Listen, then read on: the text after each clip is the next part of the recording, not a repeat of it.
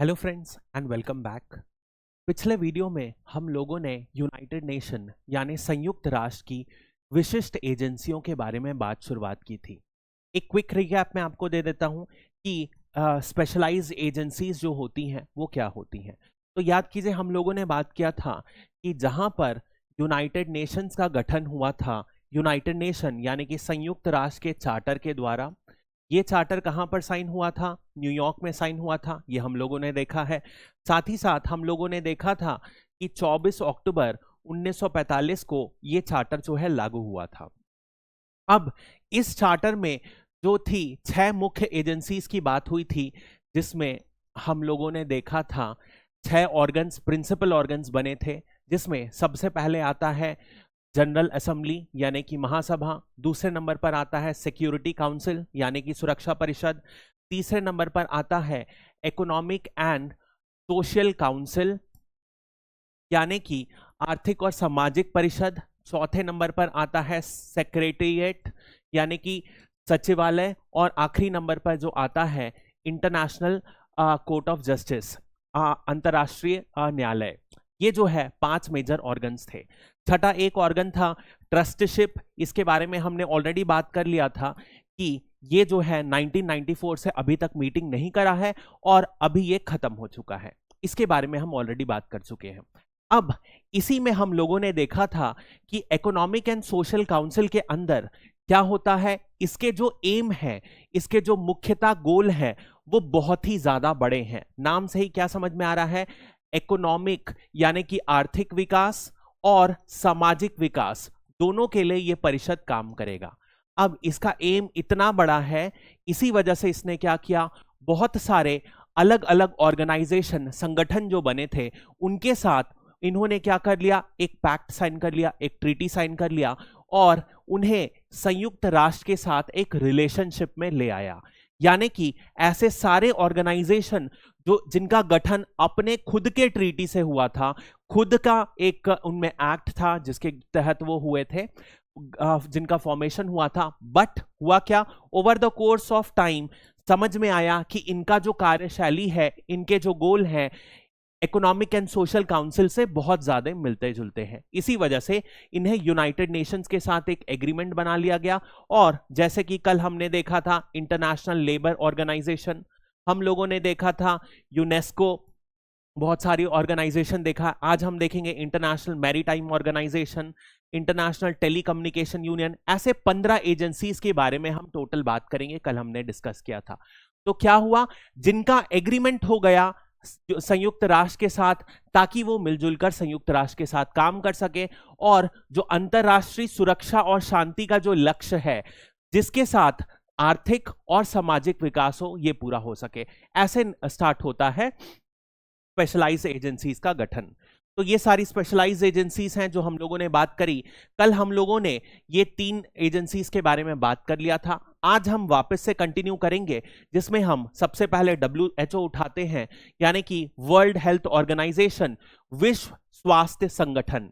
ये जो है बहुत ही ज्यादा महत्वपूर्ण ऑर्गेनाइजेशन है। कोविड के बाद इस ऑर्गेनाइजेशन का महत्व और ज्यादा बढ़ रहा है, क्योंकि आप देखे होंगे पेपर में बहुत बार न्यूज में रहता है।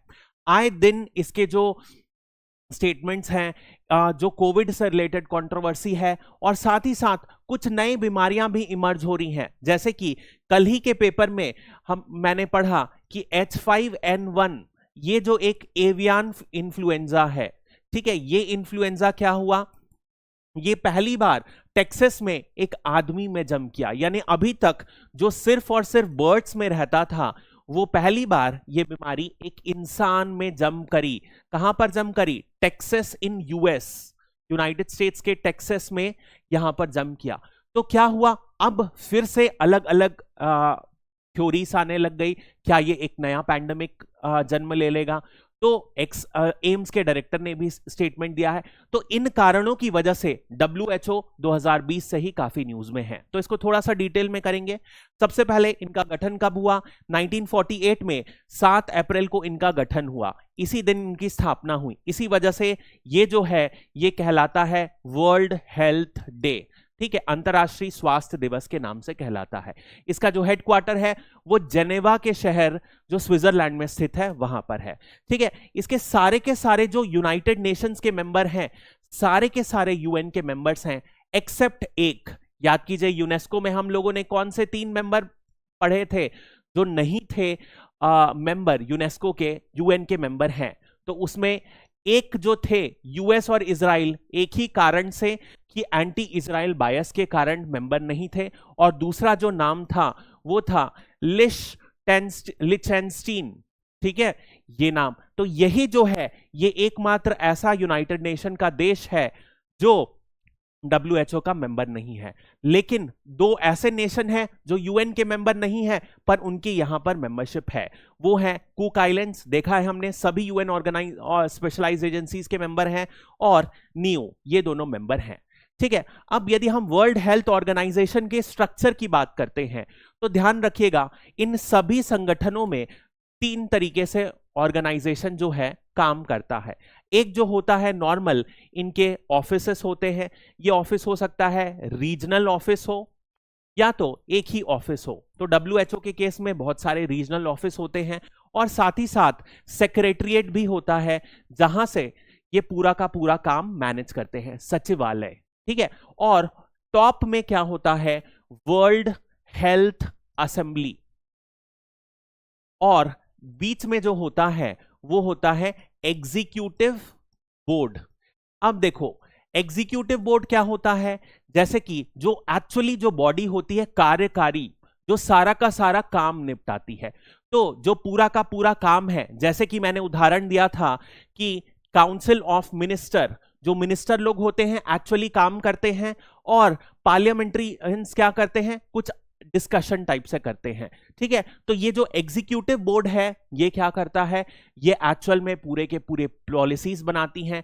कैसे जो पॉलिसीज बनी है उन्हें ग्राउंड में इंप्लीमेंट करेंगे, इस बात का ये ध्यान से पूरा का पूरा इंश्योर करते हैं। और जो वर्ल्ड हेल्थ असेंबली है, जो सबसे विश्व की जो सबसे ऊंची असेंबली है जहां पर सारे के सारे डिस्कशन होते हैं हेल्थ रिलेटेड मैटर से, वो ये है वर्ल्ड हेल्थ असेंबली। यानी कि इसका नाम क्या है, विश्व स्वास्थ्य सभा। ठीक है, इसका क्या होगा, जितने भी महत्वपूर्ण मेंबर्स हैं, सारे के सारे जो मेंबर्स हैं वो क्या करते हैं, साल में एक बार एनुअली इसकी जो हेड प्लेस है वो कहां पर है, जेनेवा में मिलते हैं।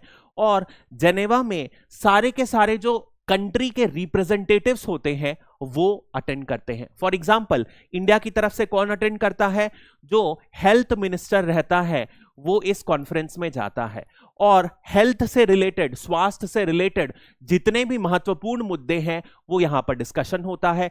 जो भी एग्जीक्यूटिव काउंसिल जो भी डिसीजन लेता है वो यहां पर फाइनली क्या किया जाता है, माना जाता है कि क्या ये माना जाएगा या नहीं माना जाएगा। यानी कि एग्जीक्यूटिव काउंसिल इस स्वास्थ्य की सभा को प्रस्ताव रखता है क्या इसे मंजूरी दी जाए या ना मंजूरी दी जाए। जो भी महत्वपूर्ण मुद्दे होते हैं स्वास्थ्य से रिलेटेड इस असेंबली में डिस्कस होते हैं।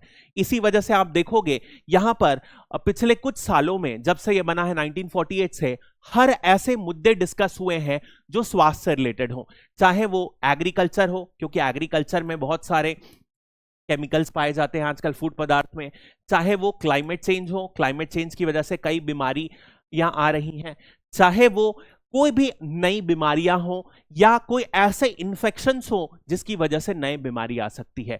तो इन सारे मुद्दों को बहुत डिटेल में डिस्कस करते हैं। नेक्स्ट यदि हम बात करें इसकी जो फंडिंग कैसे होती है, तो देखिए ये एक बड़ा मुद्दा है, पिछले कुछ समय में ये बहुत हाईलाइटेड रहा है, इसलिए मैं इसे इंट्रोड्यूस किया हूं। 2 तरीके से फंडिंग होती है। सबसे पहला होता है मूल्यांकित योगदान। मूल्यांकित योगदान मतलब कि एसेस्ड कंट्रीब्यूशन। जैसे कि एक मान लो फॉर एग्जाम्पल आप एक पब हो, एक क्लब में मेंबर हो, ठीक है, इस क्लब का मेंबर बनने के लिए आपको क्या करना है, हर महीने 100 रुपए देना है। ये कंपलसरी है यदि आपको इसकी मेंबरशिप पानी है तो। यदि 100 रुपए नहीं दोगे तो आपकी मेंबरशिप रद्द कर दी जाएगी। ऐसा ही कुछ होता है एसेस्ड कंट्रीब्यूशन। वो कंट्रीब्यूशन जो एक सदस्य को सदस्यता हासिल करने के लिए और सदस्यता बनाए रखने के लिए WHO को हर साल सालाना तौर पर देना पड़ता है, उसे कहा जाता है मूल्यांकित योगदान। सिंपल। लेकिन क्या मूल्यांकित योगदान काफी है? नहीं काफी है। तो उसके लिए क्या होता है? स्वैच्छिक योगदान, यानी अपनी इच्छा से कोई योगदान देना चाह रहा है, वॉलेंटरी कंट्रीब्यूशन, वो मेजर कंट्रीब्यूशन है। इनफैक्ट मैं आपको बताता हूं कि जो डब्ल्यूएचओ का टोटल फंड है उसका 90% जो आता है वॉलेंटरी कंट्रीब्यूशन से आता है, लोग स्व इच्छा से देते हैं। तो इसमें कौन कौन से रहते हैं? देश, कंट्रीज खुद स्व इच्छा से, खुद की इच्छा से दे देते हैं। बड़े बड़े जो कंपनीज होते हैं जैसे कि रिलायंस हो गया, माइक्रोसॉफ्ट हो गया, अमेजॉन हो गया, इन लोग चंदा देते हैं। बहुत सारे फिलैंथ्रोपिक ऑर्गेनाइजेशन, चैरिटी वाले works, bill and Melinda Gates हो गया, बहुत सारी एनजीओस होते हैं जो स्वास्थ्य में काम करते हैं, रेड क्रॉस हो गया, वो खुद ही चंदा देते हैं। इसके बाद एनजीओस होते हैं जो इस फील्ड में काम करते हैं, वो डब्ल्यूएचओ को कंट्रीब्यूशन करते हैं। ये सबसे बड़ा कंट्रीब्यूशन है जिससे पूरा का पूरा डब्ल्यूएचओ चलता है। ये है फंडिंग हो गई। नेक्स्ट हम बात करते हैं सबसे बड़ी इसके अचीवमेंट क्या हुए हैं, सक्सेस। तो यदि हम स्वास्थ्य के बारे में बात कर रहे हैं तो मुख्यतः क्या एम होगा इसका, जो सक्सेस रहेगा कि किसी ना किसी बीमारी को हेल्प कंट्रोल करने में या खत्म करने के लिए हेल्प किया है।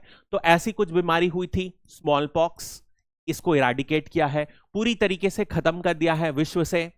दूसरे नंबर पर आप देखोगे तो पोलियो का बहुत हद तक इराडिकेशन हो चुका है विश्व भर से। केवल 2 ही मेजर कंट्री है जहां पर आज की डेट में पोलियो एग्जिस्ट करता है, अफगानिस्तान और पाकिस्तान। इसके अलावा विश्व भर से पोलियो खत्म हो चुका है। यह भी डब्ल्यूएचओ के कॉन्सेंट्रेटेड एफर्ट्स की वजह से ही हो पाया है। दूसरे तौर पर यदि हम बात करें तो बहुत सारी ऐसी बीमारियां आई हैं जिनका ट्रीटमेंट यानी कि उपचार डब्ल्यूएचओ ने खोजा है, वैक्सीन बनाई है। इसमें क्या हम लेटेस्ट एग्जांपल कोविड का बता सकते हैं? क्या डब्ल्यूएचओ ने वैक्सीन बनाई? नहीं बनाई। लेकिन क्या डब्ल्यूएचओ का वैक्सीन बनाने में कोई योगदान है, टीका बनाने में योगदान है? बिल्कुल योगदान है, क्योंकि जितना भी इंटर कंट्री कोऑर्डिनेशन हुआ, 2 कंट्री के बीच में कोऑर्डिनेशन हुआ, जो जेनोम सीक्वेंसिंग है, जो पूरे के पूरे वायरस के जो प्रिंट जीन डेटा शेयर हुआ, वो डब्ल्यूएचओ के माध्यम से ही शेयर हुआ। डब्ल्यूएचओ ने एक कोऑर्डिनेशन मैकेनिज्म बनाए जिसके जरिए ये हो पाया। तो इस वजह से इनका योगदान है। इसके अलावा एक जो मेजर योगदान प्ले किया गया है वो है एचआईवी में, ट्यूबरकुलोसिस में, मलेरिया में। जब हम साइंस एंड टेक्नोलॉजी पढ़ेंगे तो मैं आपको बताऊंगा कि रिसेंटली मलेरिया की वैक्सीन भी इंट्रोड्यूस हो गई है। बेसिकली अफ्रीका की 2 कंट्रीज में डब्ल्यूएचओ ने ही अप्रूवल दिलवाया है और यहां पर इंट्रोड्यूस हुई है। इसके अलावा यदि हम बात करें तो बहुत सारे महत्वपूर्ण योगदान किए हैं, जैसे कि विकसित देशों में के अलावा जितने भी विकासशील देश हैं, यानी कि डेवलपिंग कंट्रीज या लीस्ट डेवलपिंग कंट्रीज, ऐसे देशों में क्या किए हैं, जो स्वास्थ्य का विकास करने के लिए इन्होंने बहुत सारी सहायता की है, तकनीकी सहायता, टेक्नोलॉजिकल हेल्प, इस तरीके से असिस्टेंस प्रोवाइड किया है, जिसकी वजह से क्या हुआ है, हेल्थ का इंफ्रास्ट्रक्चर बढ़ा है। फॉर एग्जाम्पल जो ई हेल्थ कार्ड है, ठीक है, जैसे आभा कार्ड भी हम आयुष्मान कार्ड बोल रहे हैं, आभा कार्ड डब्ल्यूएचओ की मदद से ही बनाया गया है भारत में। तो हमारे जैसे देशों में ये तकनीकी एफिशिएंसी, तकनीकी बढ़ावा देने के लिए स्वास्थ्य में योगदान देते हैं।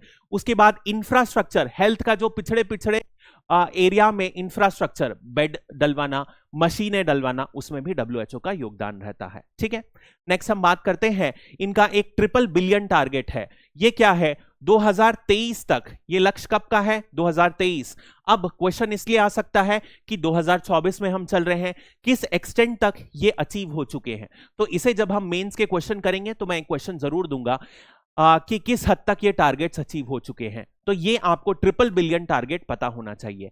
ट्रिपल बिलियन टारगेट क्या बोलता है, 1 बिलियन से ज्यादा लोग ऐसे होने चाहिए जिन्हें यूनिवर्सल हेल्थ कवरेज मिले, यानी कि सार्वभौमिक स्वास्थ्य कवरेज, उन्हें पूरा का पूरा हेल्थ कवरेज मिले।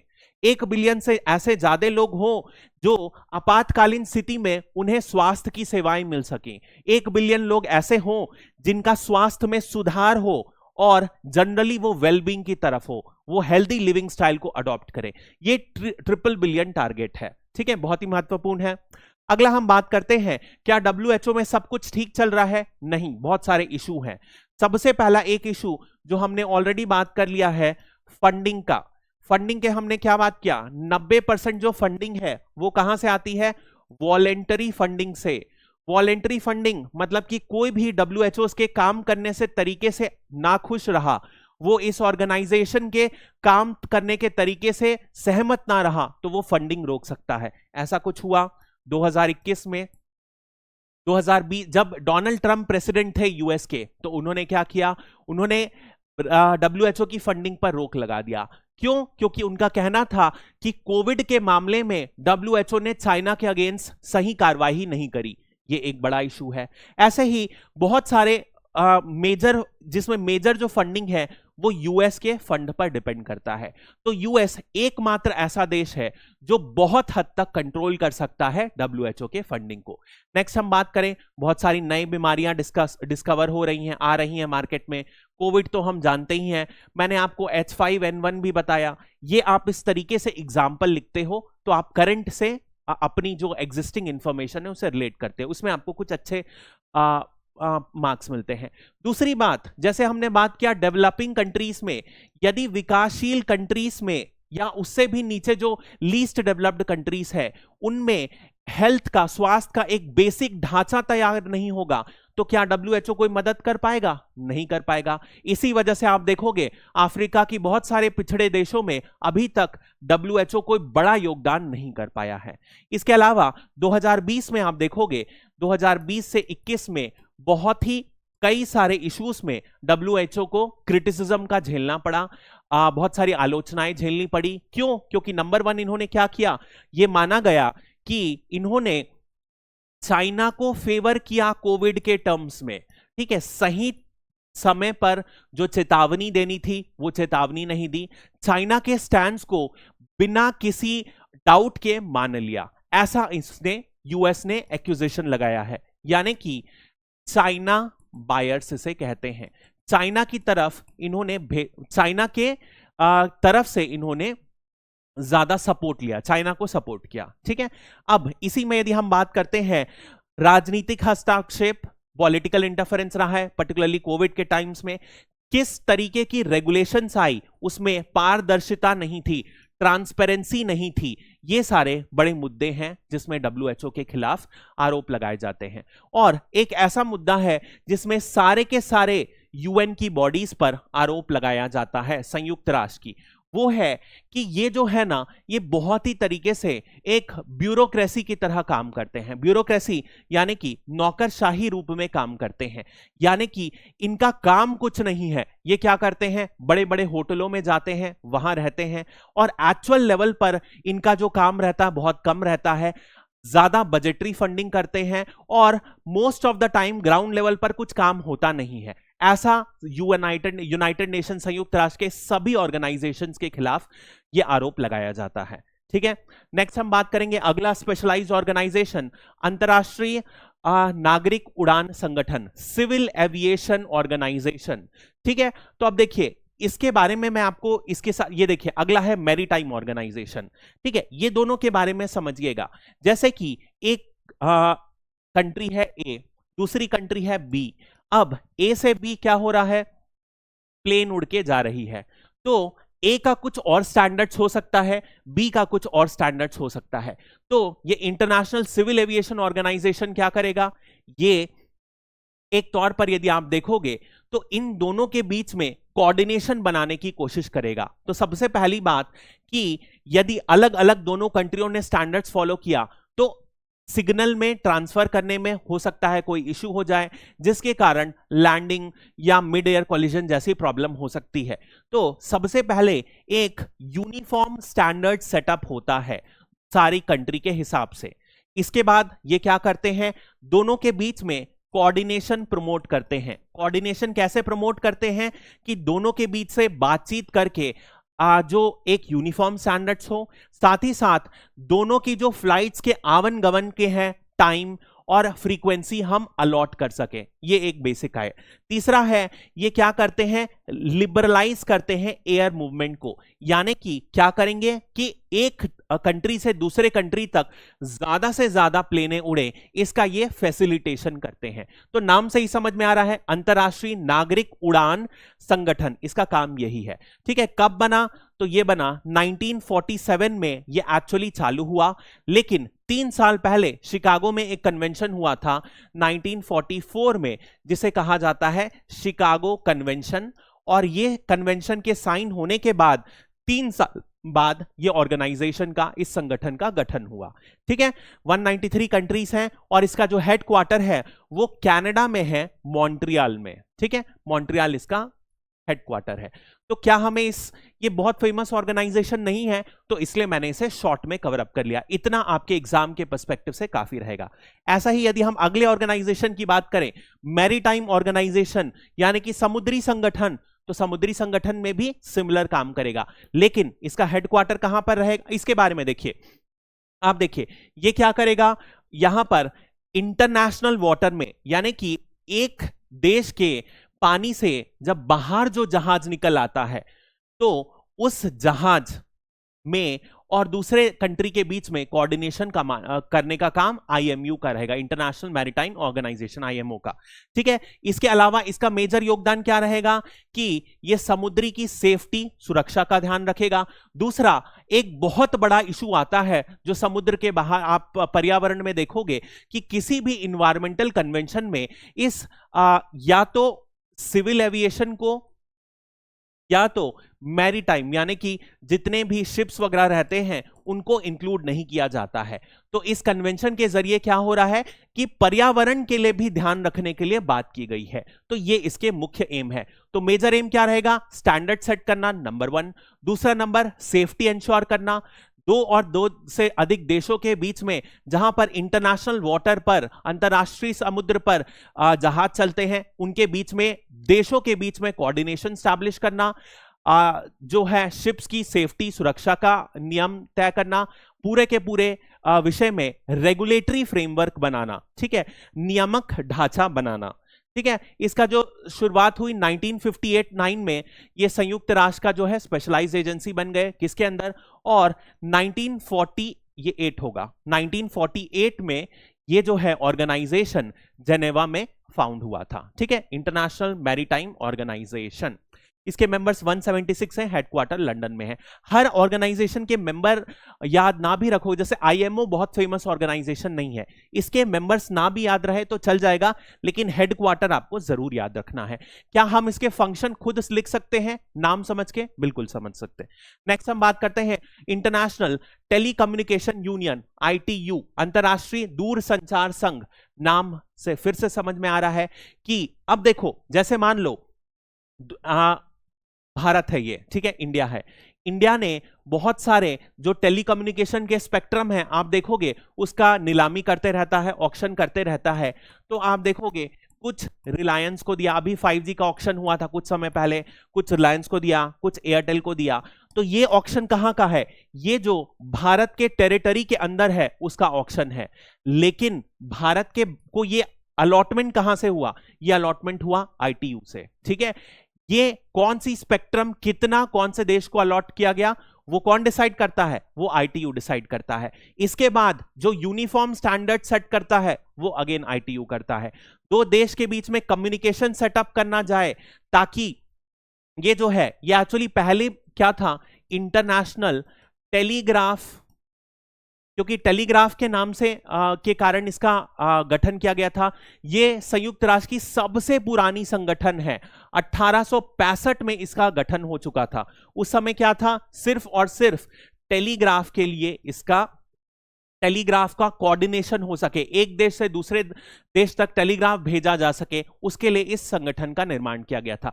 बाद में इसे सारे के सारे आईसीटी, इंटरनेशनल ये कम्युनिकेशन एंड टेक्नोलॉजी, यानी कि सारे के सारे दूरसंचार यंत्र को इस संगठन के अंदर ला दिया गया। ठीक है, ये बाद में 1947 में क्या हुआ, संयुक्त राष्ट्र का स्पेशलाइज्ड एजेंसी, विशिष्ट एजेंसी बन गई। नाम से काम क्लियर हो गया। हेडक्वार्टर कहां है? Again Geneva. मेंबर्स, ठीक है। अब यदि इसके कार्य देखें तो सबसे पहले क्या करेगा, स्टैंडर्ड सेट करना, मानक सेट करना, ठीक है। दूसरे नंबर पर जो भी स्पेक्ट्रम्स हैं उनका एलोकेट करना, देशों को एलोकेट करना। जो पिछड़े राज्य हैं, बैकवर्ड एरियाज हैं, वहां पर ये क्या कोशिश करेगा, ये अलग अलग माध्यम से कोशिश करेगा कि उन पिछड़े एरियो में भी दूर संचार सेवा उपलब्ध कराई जा सके, ताकि उस पिछड़े एरिया का भी विकास हो सके।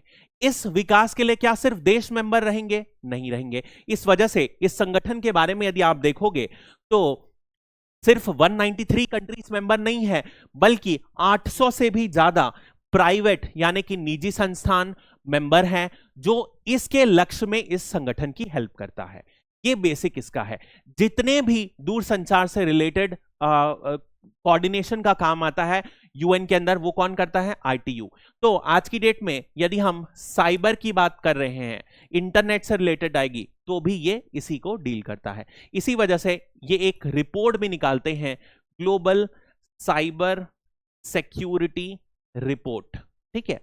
तो जितने भी दूर संचार से रिलेटेड काम है वो यही करते हैं, ठीक है। तो अभी के लिए इतना ही, छोटा सा टॉपिक है, ज्यादा मैंने डिटेल में नहीं बात करी है, क्योंकि नाम से ही बहुत सारी चीजें समझ में आ जाती है, ठीक है। तो उसमें डिटेल में बात करने का कोई जरूरत नहीं है। Thank you and have a great day.